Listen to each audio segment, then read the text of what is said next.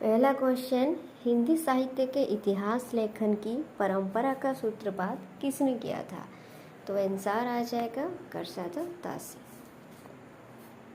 उसके बाद काशी नागरी प्रचारणी सभा द्वारा हिंदी साहित्य का बृहद इतिहास कितने खंड में प्रकाशित किया गया था? तो इसके अनुसार हो जाएंगे 16। उसके बाद हिंदी साहित्य की भूमिका के लेखक है, इसमें आंसर आ जाएगा हजारी प्रसाद द्विवेदी।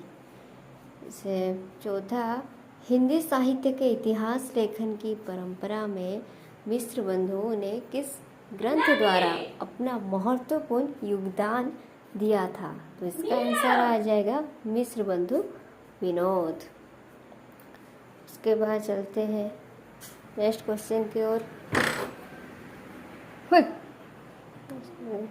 हिंदी साहित्य के इतिहास लेखन से पूर्व किस प्रसिद्ध ग्रंथ में हिंदी के विभिन्न कवियों के जीवन वृत्त एवं कृतित्व का परिचय मिलता है? उसका आंसर हो जाएगा 84 वैष्णवन की वार्ता। स्वतंत्र पुस्तक के रूप में प्रकाशित होने से पूर्व आचार्य शुक्ल का हिंदी साहित्य का इतिहास किस रूप में प्रकाशित हुआ है? इसका आंसर हो जाएगा हिंदी शब्द सागर की भूमिका से।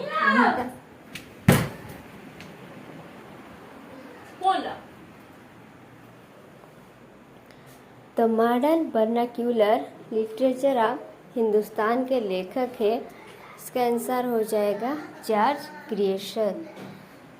हिंदी साहित्य इतिहास के परंपरा में सर्वोच्च स्थान किस लेखक को मिला था? बस रामचंद्र शुक्ल जी को। इसे गरसादा तासी ने इतवार दलाल लिटरेचर हिंदुस्तानी ग्रंथ की रचना किस भाषा में किए थे? इससे फ्रेंच भाषा में किए थे। इतिहास लेखन की सबसे विकसित पद्धति है विधेयवादी पद्धति।